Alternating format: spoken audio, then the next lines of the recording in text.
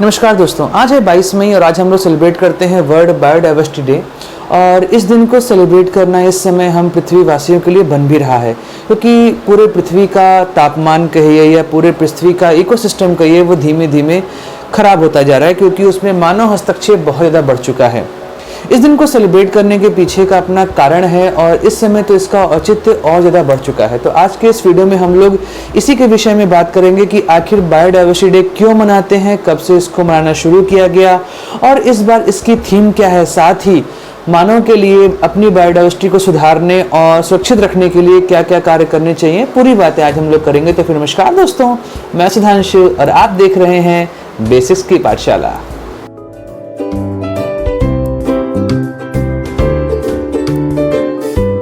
सबसे पहले बात करते हैं क्या मतलब होता है बायोडाइवर्सिटी अर्थात जैव विविधता। यहाँ पे सबसे महत्वपूर्ण चीज ये है कि biodiversity, bio means life and diversity में जितनी ज्यादा हम वहाँ पे चीजें देखते हैं, कितने अलग अलग प्रकार की चीजें वहाँ पर उपस्थित होती हैं।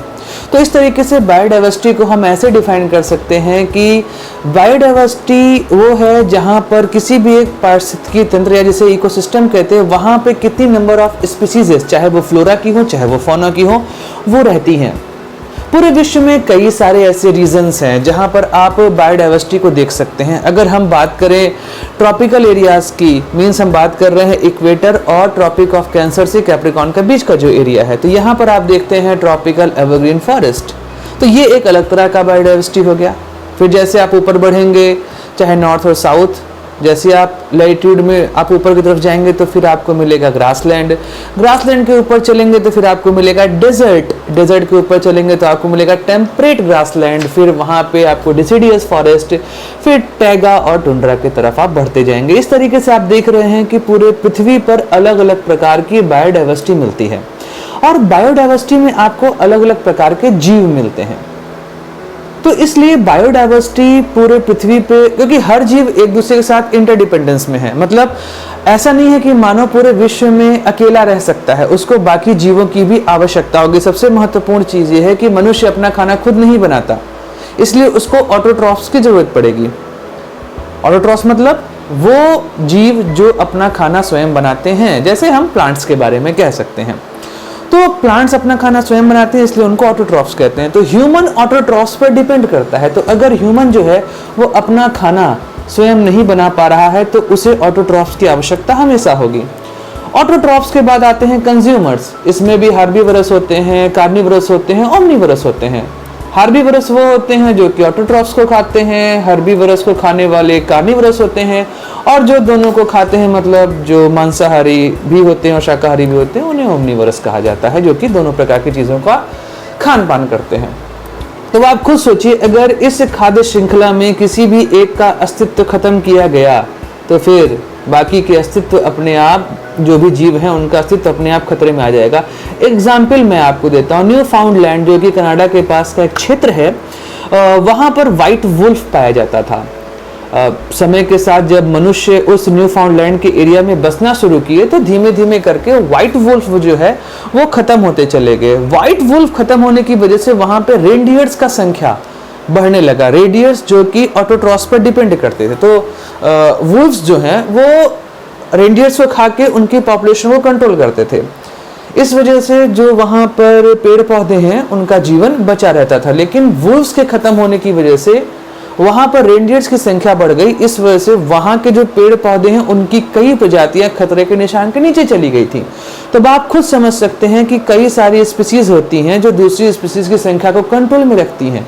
तो अगर पूरे पृथ्वी से हमने कार्निवरस अर्थात जो मांसाहारी जीव हैं उनको हटा दिया तो फिर प्रॉब्लम आएगी, क्योंकि उसकी वजह से खाद्य श्रृंखला डिस्टर्ब हो जाएगी। इसलिए बायोडाइवर्सिटी की रिक्वायरमेंट है। जब इंडस्ट्रियल पीरियड शुरू हुआ उसके बाद से लगातार पूरे विश्व में हम लोगों ने देखा कि नगरीकरण अर्थात अर्बनाइजेशन बढ़ने लगा, इंडस्ट्रीज बढ़ने लगी। फिर उसकी वजह से पॉपुलेशन भी बढ़ना चालू हुआ। पॉपुलेशन बढ़ने की वजह से एरियाज को, जो फॉरेस्ट एरियाज थे उनको क्लियर किया गया, ग्रासलैंड को क्लियर किया गया, वहाँ पे एग्रीकल्चर लैंड बनाए गए। अब जो फॉरेस्ट कम होंगे या ग्रासलैंड कम होंगे तो उस पर डिपेंड करने वाली स्पीसीज जो है वो धीमे धीमे खत्म होना चालू होगी। तो कई तरह के टर्टल गायब हो गए, फिर बर्ड्स गायब हो गई, रेप्टाइल्स गायब हो गए। और वो सब इसी वजह से हुआ क्योंकि उनका नेचुरल हैबिटेट जहाँ वो रह रहे हैं वहाँ से उनको हटा दिया गया, बिकॉज ऑफ कि वहाँ से फॉरेस्ट जो है या ग्रासलैंड हटा दिए गए। इस वजह से पूरा जो हैबिटेट है, पूरा जो इकोसिस्टम है वो डिस्टर्ब हो गया। तो फिर धीमे धीमे कई सारे जीव जब गायब होने लगे, इसमें कई सारे जीवों के नाम में आपको वैसे तस्मानियन टाइगर वो गायब हो चुके थे।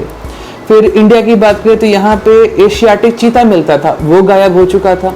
इस तरीके से कई प्रकार के पशु पक्षी पौधे ये गायब होते जा रहे थे। तब जो पृथ्वी के इन्वायरमेंट को बचाने के लिए लोग तैयार थे, उन्होंने एक काम शुरू किया। उन्होंने कहा कि इस तरीके से काम नहीं चलेगा, अगर बायोडाइवर्सिटी खराब होगी तो मनुष्य का अस्तित्व भी खतरे में आ जाएगा। तब उन्होंने क्या किया, तब 1992 में रियो डी जेनेरियो जो कि ब्राजील में है, वहां पर अर्थ समिट को कॉल किया गया।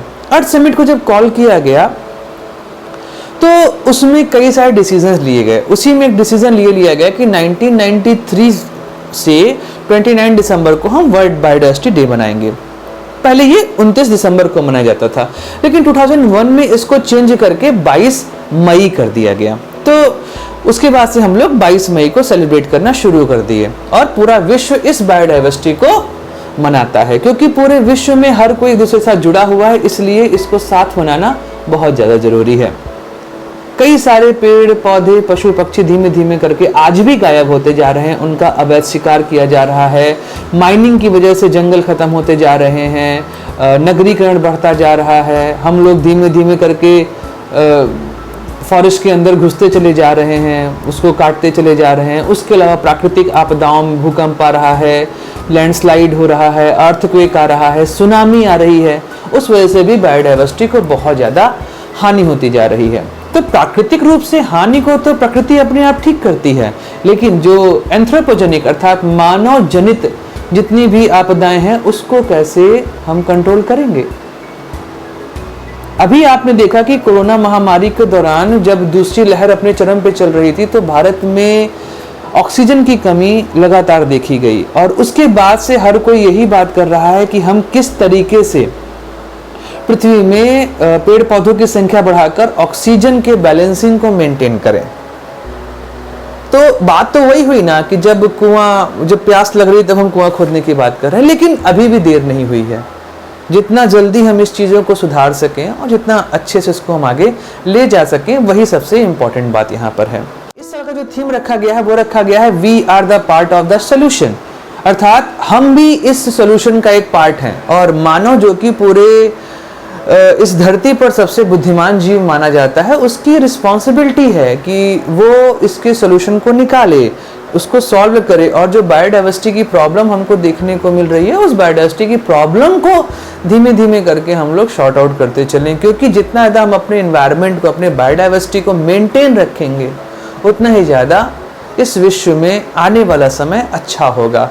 वरना तो ग्लोबल वार्मिंग बढ़ रही है, ओजोन लेयर धीमे धीमे कमज़ोर हो रही है, स्ट्रेटोस्फीयर सिकुड़ रही है, और अभी आपने देखा कि अंटार्कटिका से एक आइसबर्ग टूट कर गया है, और वो जब पिघलेगा तो उसकी वजह से समुद्र का जलस्तर भी बढ़ता जाएगा। तो ये सारी प्रॉब्लम अगर हम अपने आसपास देख रहे हैं, आने वाले समय में ये हम लोगों को काफ़ी नुकसान देगी। इसलिए अभी ही चेत जाना जरूरी है, और इस पूरे विश्व को बचाना, खासकर ग्लोबल वार्मिंग और बायोडाइवर्सिटी लॉस से बहुत ज़्यादा ज़रूरी है। वरना जब भी फूड चेन डिस्टर्ब हुआ उसके बाद किसी भी जीव का बच पाना संभव नहीं होगा। तो हमें सब जीव जंतुओं की सुरक्षा करनी चाहिए, जिससे बायोडाइवर्सिटी को मेंटेन रखा जाए। तो आज के इस वीडियो में हम लोगों ने बात करी वर्ल्ड बायोडाइवर्सिटी डे के बारे में, जिसमें हमने जाना कि इसे कब मनाते हैं और इसकी थीम क्या है, साथ ही मानव पर बायोडाइवर्सिटी का क्या प्रभाव पड़ता है। उसके बाद हम लोगों ने जाना कि मानव आखिर अपने बायोडाइवर्सिटी को खराब करने या सुधारने के लिए क्या कर रहा है। तो अगर आपको वीडियो पसंद आया तो आप इस वीडियो को लाइक करिए, चैनल को सब्सक्राइब करिए, इस वीडियो को शेयर जरूर करिए। तब तक हंसते रहिए, मुस्कुराते रहिए और भारत माता की जय गाते रहिए।